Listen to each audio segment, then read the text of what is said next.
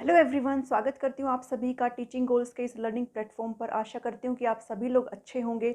आज की इस वीडियो में हम बात करने वाले हैं साइंस का चैप्टर 1 जो फूड चैप्टर है, जो रिमेनिंग चैप्टर हमारा बच गया है उससे रिलेटेड कुछ चीज़ों को हम लोग डिस्कस करेंगे जो हमारी रह गई थी पिछली प्रीवियस वीडियो में, जिसमें हम लोग आज डिस्कस करेंगे मिनरल्स क्या होते हैं, इनसे रिलेटेड कौन सी डेफिशिएंसी हमें डिजीज़ हो सकती है। साथ ही हम लोग कवर करेंगे बैलेंस डाइट क्या होता है, फूड को हम लोग कैसे प्रिजर्व कर सकते हैं। तो चलिए वीडियो को शुरू करते हैं। आप ज़रूर एंड तक इस वीडियो को देखें। बात करते हैं मिनरल्स क्या होते हैं। देखिए, मिनरल्स होते हैं माइक्रो न्यूट्रिएंट्स। न्यूट्रिएंट्स जो होते हैं वो दो तरह के होते हैं, एक होता है मैक्रो न्यूट्रिएंट्स और एक होता है माइक्रो न्यूट्रिएंट्स। मैक्रो न्यूट्रिएंट्स वो न्यूट्रिएंट्स होते हैं जो हमें हमारे शरीर को हमारी डाइट में ज़्यादा अमाउंट में चाहिए होता है, जैसे कार्बोहाइड्रेट्स होते हैं, प्रोटीन्स होता है, फैट्स होता है। लेकिन ये जो माइक्रो न्यूट्रिएंट्स होता है वो कौन से होते हैं, मिनरल्स होते हैं और वाइटामिन्स होते हैं जो हमारे शरीर को कम अमाउंट में चाहिए, यानी कि स्मॉल अमाउंट में ये हमें चाहिए, ये हमें ज़्यादा अमाउंट में नहीं चाहिए। ठीक है, ये किसके लिए रिक्वायर्ड होता है, ये रिक्वायर्ड होते हैं हमारे शरीर की प्रॉपर मेंटेनेंस के लिए, हमारे शरीर की ग्रोथ के लिए और हमारी गुड हेल्थ के लिए माइक्रोन्यूट्रिएंट्स यानी कि जो विटामिन और मिनरल्स है वो रिक्वायर्ड होते हैं। ठीक है, अभी डिस्कस कर लेते हैं मिनरल्स, कुछ मिनरल्स और उनसे रिलेटेड कौन सी डेफिशिएंसी डिजीज़ हमें हो सकती है, यानी कि अगर हम वो राइट अमाउंट में अगर कंज्यूम नहीं करते अपनी डाइट में तो हमें कौन से डिजीज़ हो सकते हैं। ठीक है, सबसे पहला है आपका सोडियम और पोटेशियम। कौन सा है, सोडियम और पोटेशियम। ठीक है, इनसे इनसे कौन से सोडियम और पोटेशियम की कमी से कौन सा डिजीज हमें हो सकता है, हमें क्रैम्प्स हो सकते हैं। क्रैम्प्स का मतलब क्या होता है, सडन कॉन्ट्रैक्शन। सडन कॉन्ट्रैक्शन किसका, सडन कॉन्ट्रैक्शन मसल्स का। किसका, मसल्स का, मांसपेशियों का। मांसपेशियों में एकदम से खिंचाव हमें फील होता है। ठीक है, तो ये किसकी कमी से होता है, सोडियम और पोटेशियम की कमी से हमें क्या होता है, क्रैम्प्स होता है हमारी मांसपेशियों में एकदम से, यानी कि सडन हमें क्या फील होती है, ऐंठन फील होती है, खिंचाव हमें फील होता है। सेकंड है मैग्नीशियम। मैग्नीशियम की कमी से क्या होता है, मैग्नीशियम की कमी से कन्वर्जेंस और हेलुसिनेशन होता है। कन्वर्जेंस क्या होते हैं, आक्षेप, आक्षेप इसको बोलते हैं।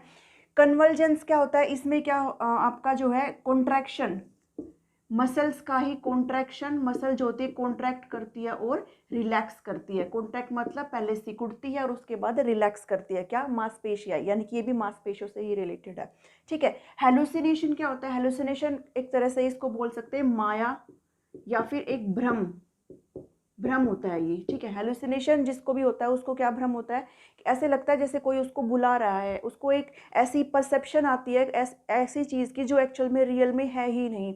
ऐसे लगता है उसको जैसे कोई बुला रहा है, जैसे उसको कोई पीछे से आवाज़ दे रहा है, लेकिन एक्चुअल में उसको कोई भी आवाज़ नहीं दे रहा है। तो ये एक तरह से एक भ्रम है उसका, जो दिमाग में चल रहा है, जो उसको फील होता है, सेंस होता है, तो लेकिन वो एक्चुअल में है नहीं। तो इसको क्या बोलते हैं, हेलुसिनेशन बोलते हैं।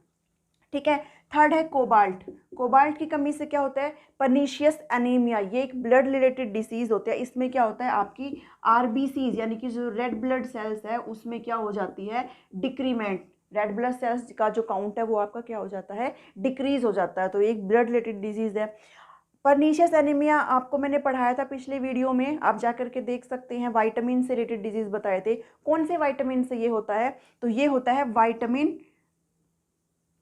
B12 की कमी से। किसकी कमी से होता है, विटामिन B12 की कमी से क्या होता है, हमें पर्नीशियस एनीमिया होता है। ठीक है, उसके बाद देख लेते हैं कैल्शियम। कैल्शियम की कमी से क्या होता है, कैल्शियम की कमी से होता है रिकेट्स। रिकेट्स डिजीज क्या होता है, रिकेट्स जो होता है वो बच्चों में होता है। ठीक है, जो छोटे बच्चे होते हैं ना उनमें होता है।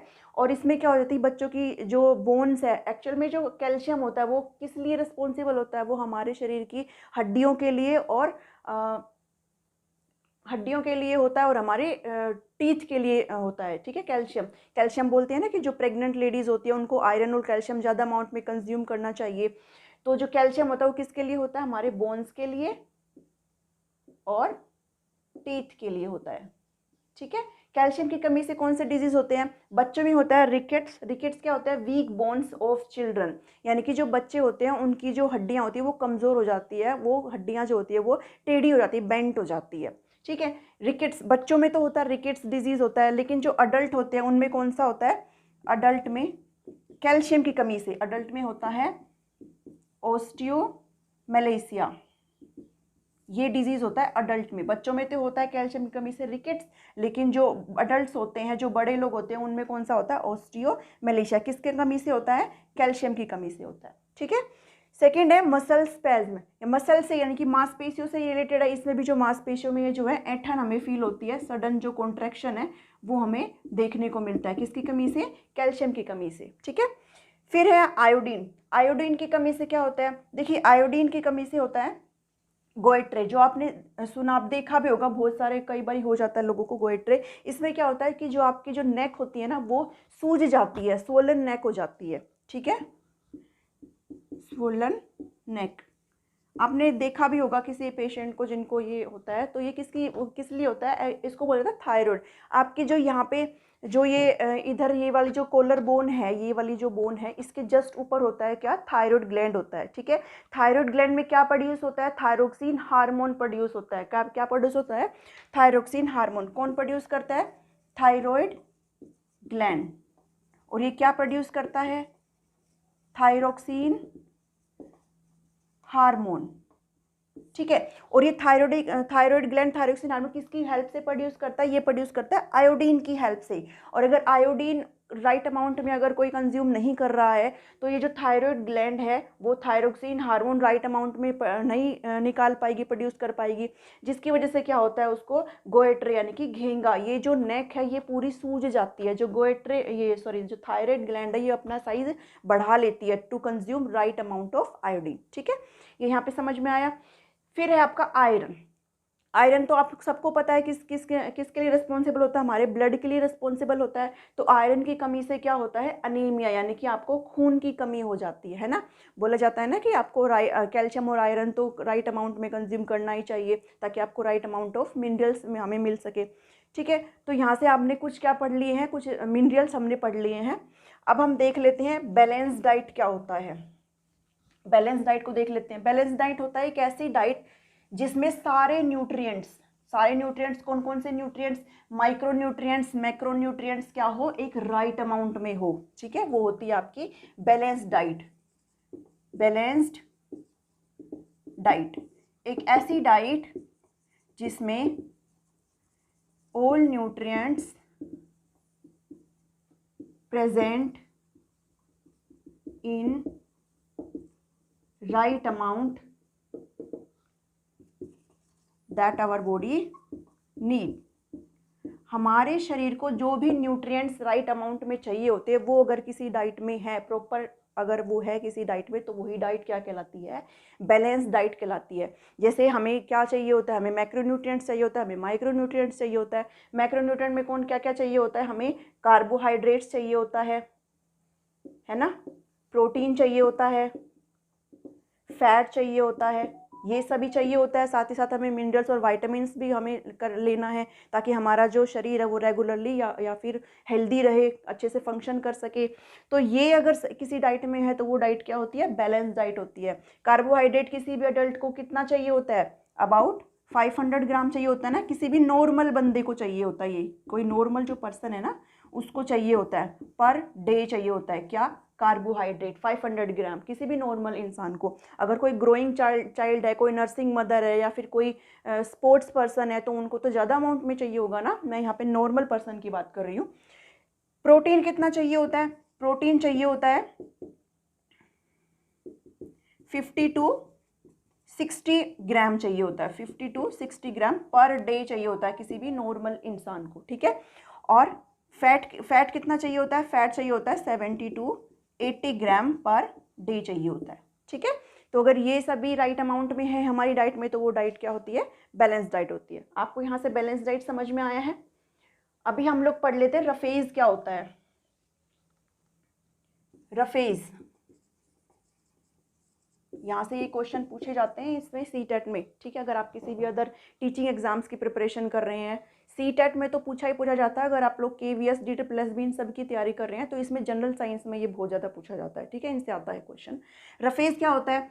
रफेज होता है बेसिकली रिस्पॉन्सिबल होता है हमारे शरीर से जो वेस्ट बनता है उसको रिमूव आउट करने के लिए। ठीक है, इसको क्या बोला जाता है? इसको डाइटरी फाइबर भी बोलते हैं। डाइटरी फाइबर्स भी इसको बोलते हैं। आहारी रेशे, आहारी रेशे। डाइटरी फाइबर, आहारी रेशे इनको बोलते हैं। और ये हमें कहाँ से मिलते हैं? ये हमें मिलते हैं प्लांट से, ठीक है। Got from food obtained by plants. ऐसा खाना जो हमें पौधों से मिलता है, उस खाने में क्या प्रेजेंट होता है? रफेज प्रेजेंट होता है। जैसे आपके कौन कौन से हैं? आपका फ्रूट्स है, वेजिटेबल्स है, सेरेल्स है, अनाज वगैरह है, ये सभी कहाँ से मिलता है? हमें प्लांट से ही तो मिलता है। तो ऐसा खाना जो हमें प्लांट से मिलता है उसमें क्या प्रेजेंट होता है? उसमें डाइटरी फाइबर्स होता है, इसलिए उनको रफेज भी बोला जाता है। आप लोग जो खाना खाते हो वो खाना कहाँ? पेट में जाके पचता है ना, लेकिन सारा खाना नहीं पचता है। कुछ खाना जो नहीं पच पाता है, जो शरीर से एज ए वेस्ट आउट होता है, उस वेस्ट को निकालने में कौन हेल्पफुल होता है? रफेज, ठीक है। अगर आप लोग ऐसा खाना नहीं खा रहे हैं जिसमें रफेज ना हो, तो जो वेस्ट है आपके शरीर में वो बाहर ही नहीं जा पाएगा और वो अंदर ही सड़ जाएगा। तो हमें ऐसा खाना कंज्यूम करना चाहिए जिसमें क्या हो? रफेज हो, डाइटरी फाइबर हो, ठीक है। तो हमें क्या खाना चाहिए? फ्रूट्स खाने चाहिए, वेजिटेबल्स खाना चाहिए और सेरेल्स खाना चाहिए। पिज्ज़ा, बर्गर, चाउमीन नहीं खाना चाहिए, ठीक है। तो ये हमें किस में हेल्पफुल होता है? Helpful to remove waste from our body, ठीक है। यहाँ पे हमने क्या पढ़ लिया? रफेज पढ़ लिया, ठीक है। अभी हम पढ़ लेते हैं कि हम फूड को कैसे प्रिजर्व कर सकते हैं, ठीक है।